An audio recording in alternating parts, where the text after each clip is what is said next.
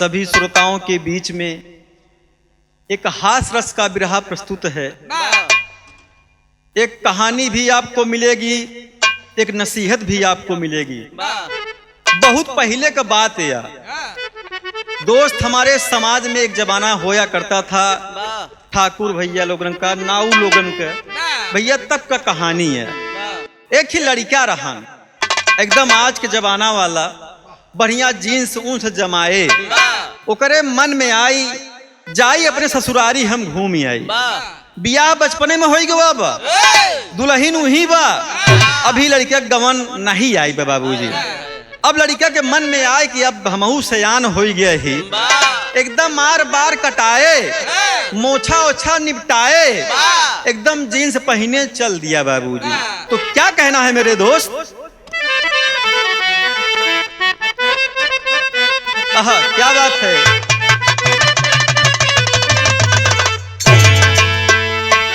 देखो भैया ये सब माटी गीत रहन है, दादा राम कैलाश गाँव कैसे गाँव ये भैया। कहीं एक बात कही चिरई कि एक बात कही चिरई, अरे गठिया लो चुनरिया में, एक बात कही चिरई।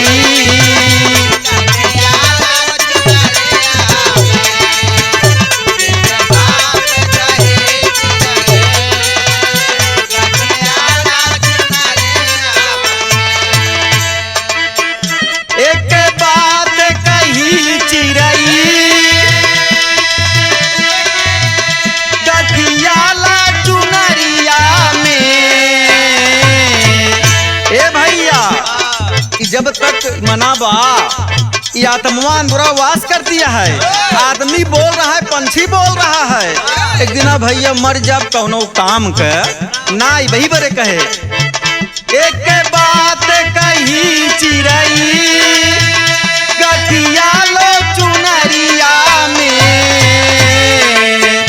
बिना मोल का बिकी जईबू, बिना पैसा का बिकी जईबू, माया भी बजरिया में।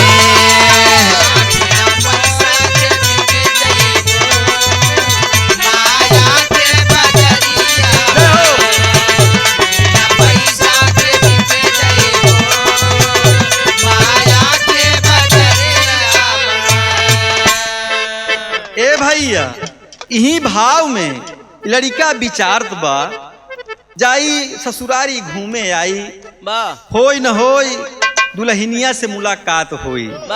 हे भैया रहिया दिया क्या कहना है कि लड़का सोचई मन में, लड़का सोचई मन में, चली मिली है सजनिया हो, लड़का सोचई मन में।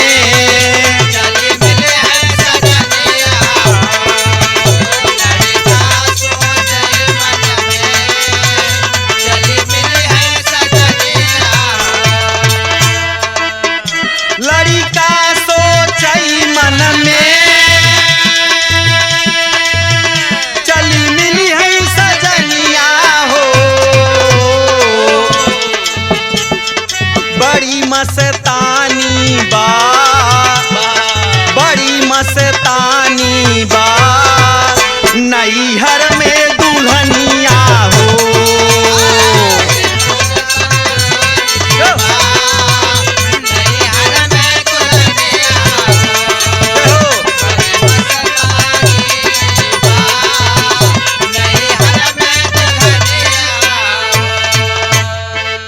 ए भैया लड़का यही विचार करे, बढ़िया जीन्स पहने, एकदम फैशन में सेंट पेंट मारे, चौराहा पे पहुंच आए। तो करे मन में आए कि चल थई तो हमारी इज्जत तो बढ़िया हो भाई करी। बाबू जी क्या कहना है, का भाव में चलते भैया कि लंग बूट सूट अब जीन्स चढ़ा, लंग बूट सूट अब जीन्स चढ़ा, फिल्मी छैला इसी धार देख, फिल्मी छैला इसी धार देख,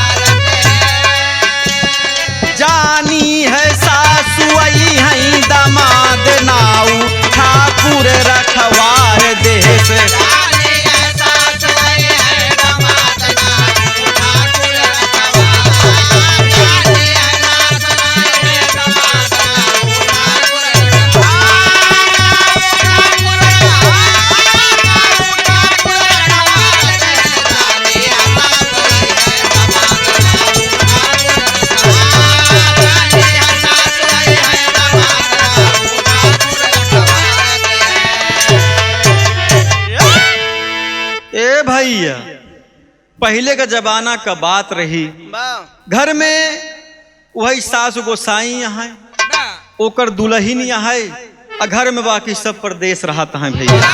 तो सास गोसाई लागिन सोचे कि गांव में एक नाऊ ठाकुर रहे, कहीं सहेज दे हमारे मेहमान सुनते ही आ जब यहाँ हैं, कम से कम इनके साथे रही हैं। बूढ़ा चली गई गांव में, औका सहेज देन कि नाऊ ठाकुर एक काम करा, कहन हमरे बिट्टी के मेहमान आवत हैं, मेहमान आवत हैं, समय चला आया तो का रहाय कहे साथे उनके। ठाकुर नाऊ कहे ठीक है, जब भाई तुम्हारी इच्छा है तो हम पक्का औबई। भैया आई गैन, इधर मेहमान एकदम सजाए, हे मास्टर एकदम मेंटेन भाव में पहुंचे ना आए, और तो देखा तहाँ कहन मेहमान बैठा बैठा नौवा बैठावत भैया, नौवा खटिया बैठाइल है, दाना पानी शुरू हो गया। तो मेहमान सोचा तहाँ यार मैं एकदम फैशन में हूँ, आज का जवान लौड़ा, ऐसा नौवा बुढ़ापा में नहीं, बतावा हमारे जोड़ी में सेट खाई कैसे नाऊ। कहन का भा मेहमान, कहन हमारे एक ही बात सुना बाबूजी, का कहा तर्जु है बा।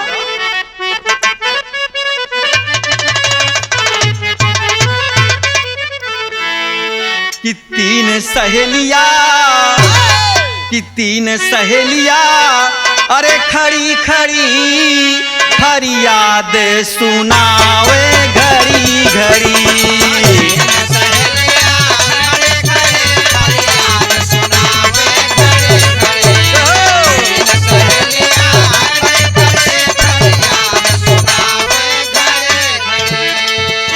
लेकिन मेहमान का कहती है नाऊ ठाकुर, तनी बतिया हमार सुना, हम जवान लौटा है, एकदम फैशन में है, अगर हमरे बगली बैठ जाबा ससुरारी में हमार मान सम्मान कम हो जाए। कहन काहे बरे मेहमान, कहन देखा तू एकदम वैसे लपेटे चला आई, यहाँ अहिया देखा था हमार जीन्स देखा, शर्ट देखा, कोट देखा, बाल देखा, गाल देखा, कौने भाव में यहाँ। तो नौवा का बड़ा ही बात बेकार लगी, देखा सारे के लड़कियां कही सारे काल कलवंडा हमका बेकार समझाता है। का कहता बाबूजू है, मेहमान का कहता है,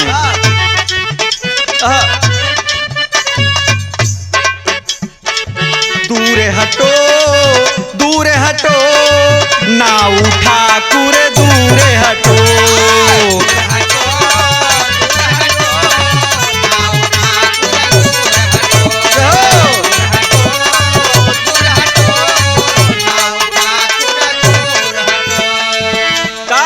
मेहमान भैया, मैं हूँ दामाद आया ससुरारी, मैं हूँ दामाद आया ससुरारी, फैशन खराब हो जाई दुआरी। दूर हटो नाऊ ठाकुर दूर हटो।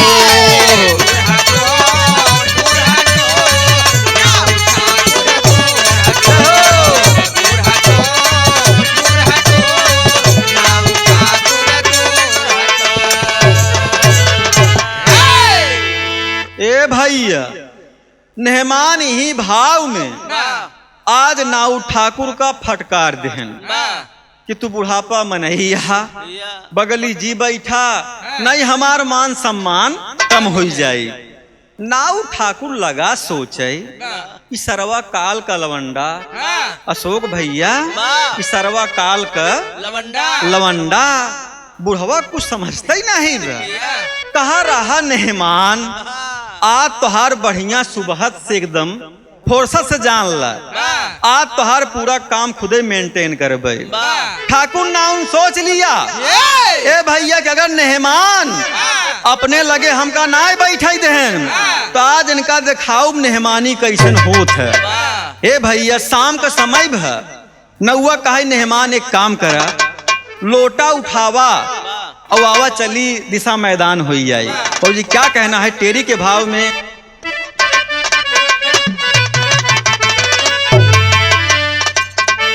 कि कि सुराही बिना छेद की रही, अरे सरिता कूक रही है साही ले वही भेद, सुराही बिना छेद की रही।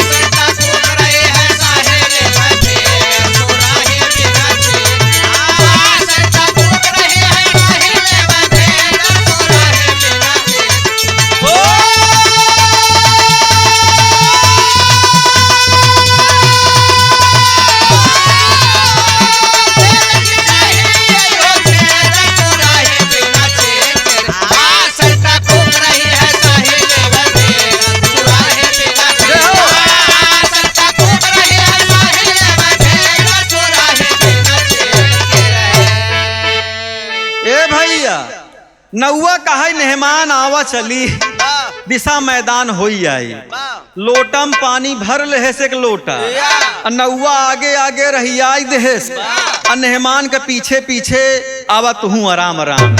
ई लड़का मेहमान एकदम मगन बा, ससुरारी आई यही जींस जींस पहने फैशन में चूर कि अपने दुल्हनी गांव कोनो दिक्कत नाई बा।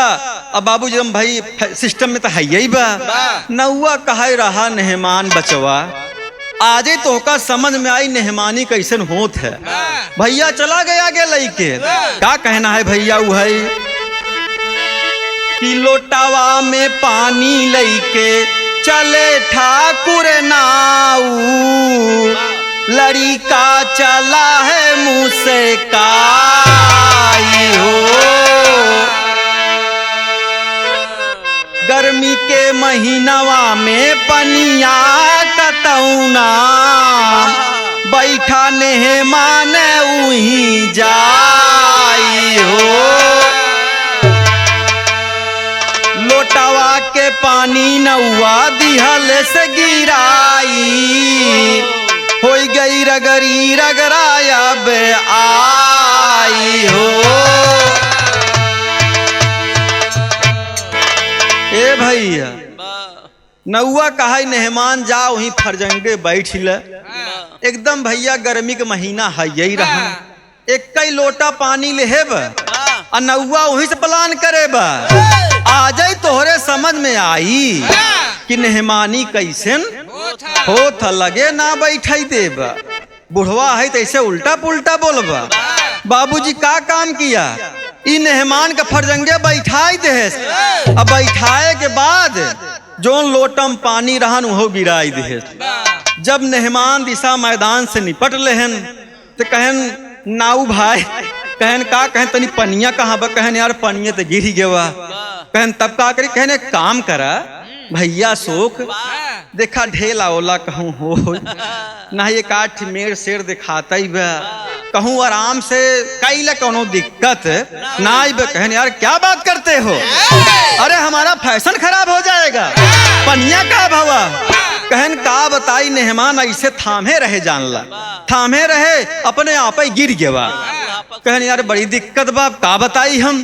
कहन मेहमान ढेर टेंशन जिन ल, अगवा चला तालाब है अब तो हाल लहान वहीं बैठाई दे। मेहमान भैया का बिना पैंट पहनेन वैसे रगड़े पकड़े रहियाई देहन, तालाब तरफ चला जाता है। नौवा कहे रहा मेहमान बचवा, आ जाई तोहरे समझ में आई। बाबूजी क्या कहना है खाटी प्रयागराज में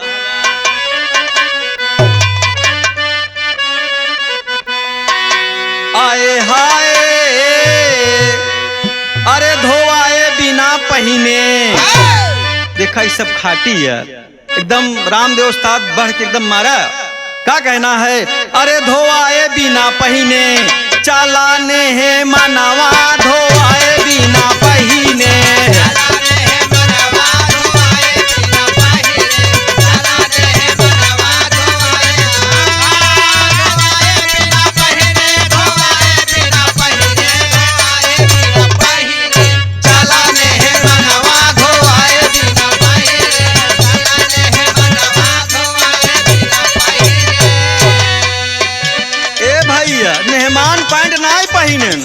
वैसे रही देहन। नौवा कहे मेहमान घबरा जिन, आगे तालाब बा तो हाल लहान हुआ हम बैठाई देवे। का कहना है बाबूजी, 10 कदम चला एक तालाब मिली जाई, 10 कदम चला एक तालाब मिल जाए, 10 कदम चला एक तालाब मिल जाए। पगला सरेख चला बहुत अइला जाई, पगला सरेख चला बहुत अइला जाए, पगला सरेख चला बहुत अइला जाए। घर वाली आई के चला है बेईमानवा धोए बिना पहिने, चला है मेहमानवा धोए बिना पहिने।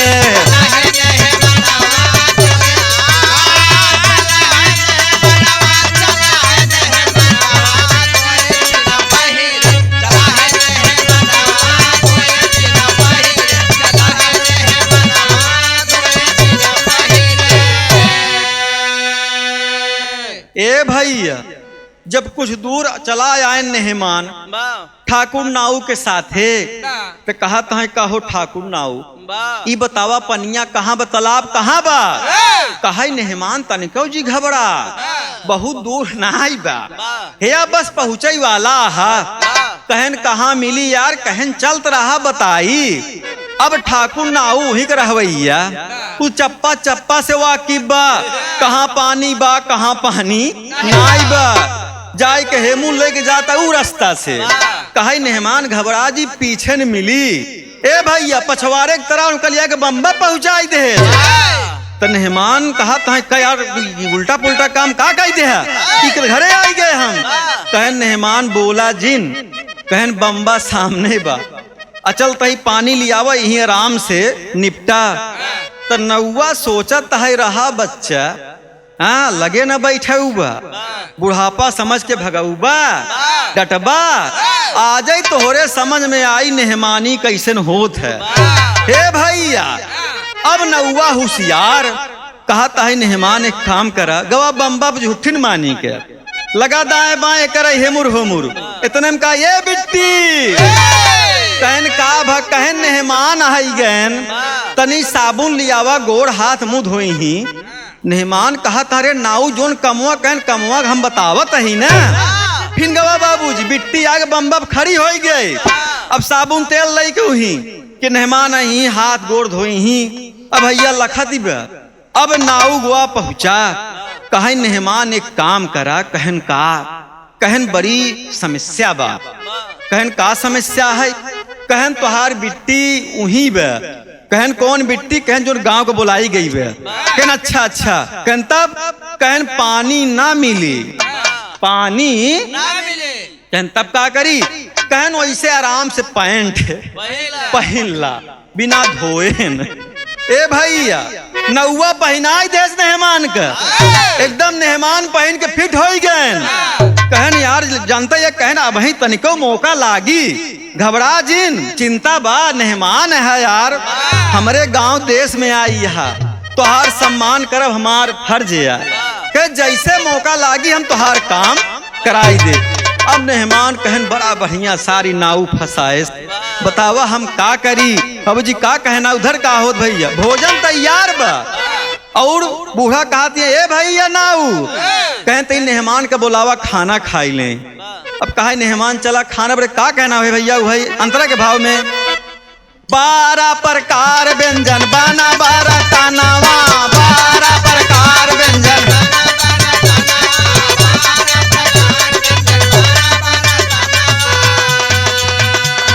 बैठा मेहमान आवा कैला भोजनावा, बैठा मेहमान आवा कैला भोजनावा।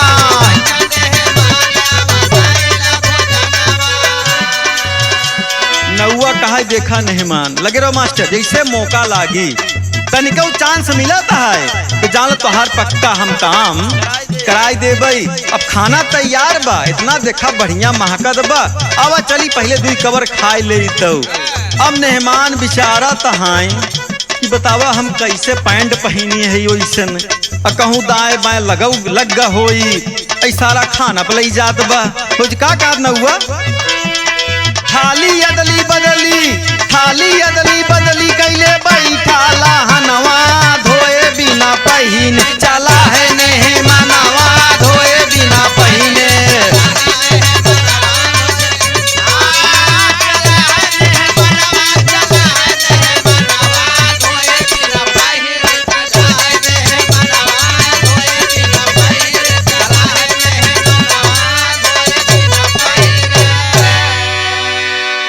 ए भाई बिना धोआइन मास्टर साहब ससुरारी में जाया ध्यान दे है, ऐसे नाव के चक्कर में कभू न पड़े। हाँ, सम्मान सबके दे चाहिए। ए भैया ना मेहमानों का डांटे होते ना नौआ ई काम करत। अब मेहमान कहीं नाऊ भाई जनते यह भाई हम तो सब इतना मंडई बन रही कहन कौनो दिक्कत ना, भोजन तैयार बा, आराम से आवा खा और तनिको मौका मिली तो दिक्कत जिले तोहार शंका हम मिटाई देवे। हे भैया 12 प्रकार भोजन मेहमान पर एकदम तैयार है जान ला। अब कहा तहा बैठा, अब मेहमान के मन में हो जाता है कैसे कवर उठाऊ, एक काम तो शुद्ध बा, हाँ खाए के मन कही हमार भला नौआ कहे मेहमान दिक्कत जिन ले है, मेहमान बर एकदम VIP थाली आई है, अजोन भैया होमा जूठा मूठा बचा बा नौआ बरे आई है। तो नौआ कहे देखा मेहमान जोन मेन थाली है ओका तू हमका दे दे। कहन यार का हम दामाद तू है कि दामाद हम है?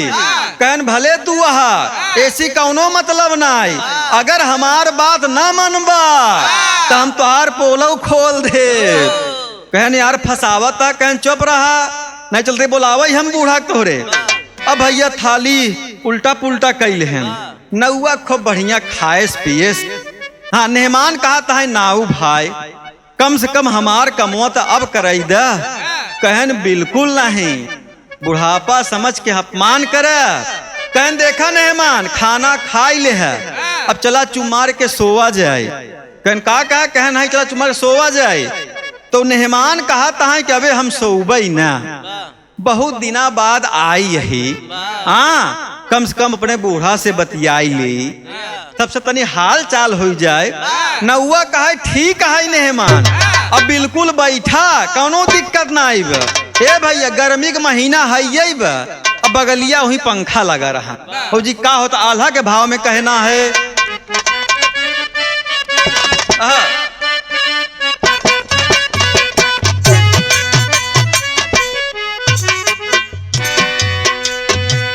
पंखा के पारे डोले बहेला पवन वाए भैया।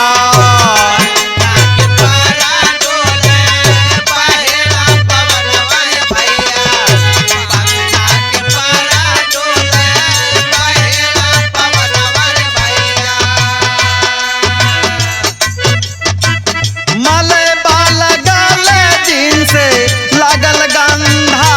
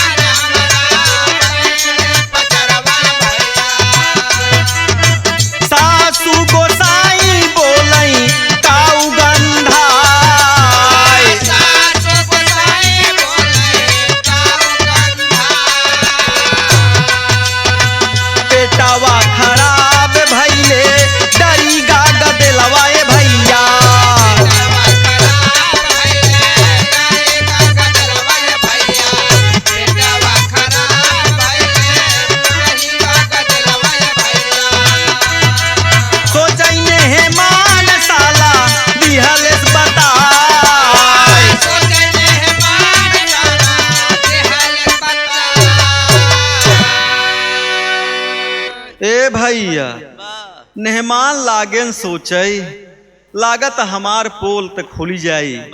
ए भैया पंखा चलत रहन जान ला, लगा हवा बहाई, गर्मी का महीना जनता यहाँ जब भैया मलबा लगा सुखाए तरे लगा गंधाई उही। सास गोसाई कहत यहाँ काऊ गंधात बा।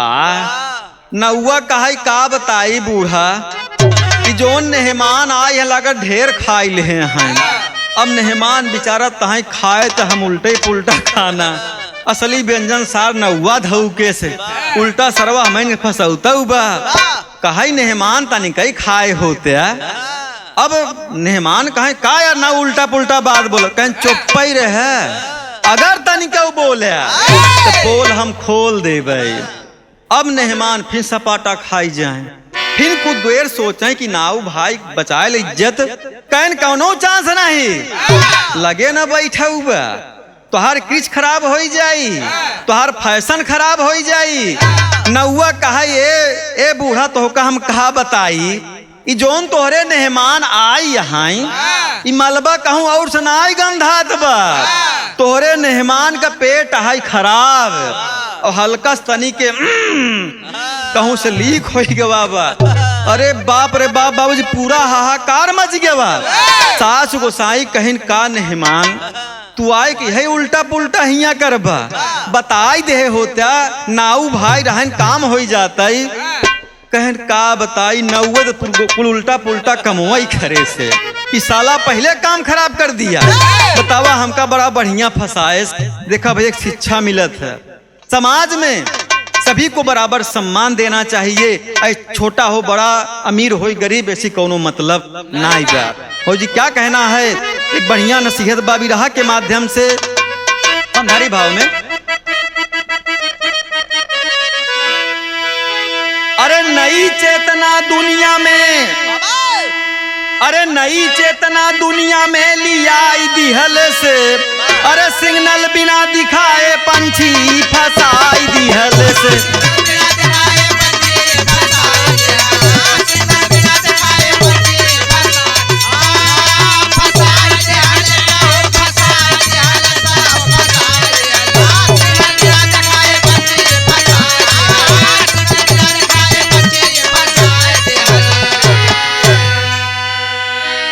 मानव इस संसार में कोई नहीं कभी कमजोर हो।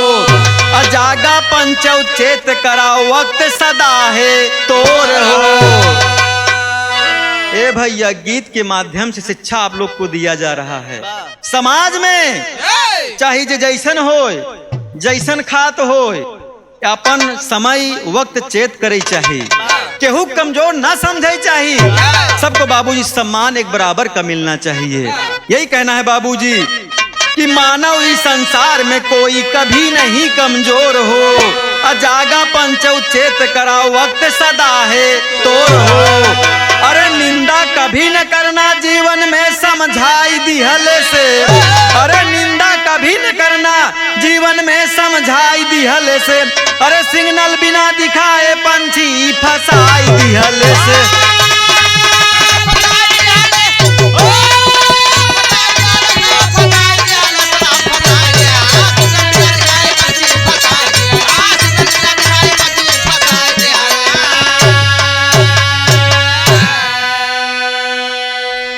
तो भैया देखा एक का कहा थी दिमाग। समाज में कई प्रकार से लोग होते हैं। कौनो पढ़ावा तो कौनो गढ़ावा। मेहमान फैशन में चूड़ पढ़ा लिखा रहे आज का लवंडा। नौआ उस जमाने का ओल्ड मैन गढ़ा आदमी दिमाग से काम भी कर लिया। मेहमान फंस गए अपने आप ही। बड़े बाबूजी कहना है 100 पढ़ा एक गढ़ा जहां बराबर आए। हो जी क्या कहना अंतिम भाव में कि भुल्लुर दादा रामधार जी भेज रहे कविताई। हैदर अली हफीज चंचल जन्नत गईले पाई हो। सुराही बिना छेद की रही। अरे गवैया भूपेंद्र का नहीं किसी से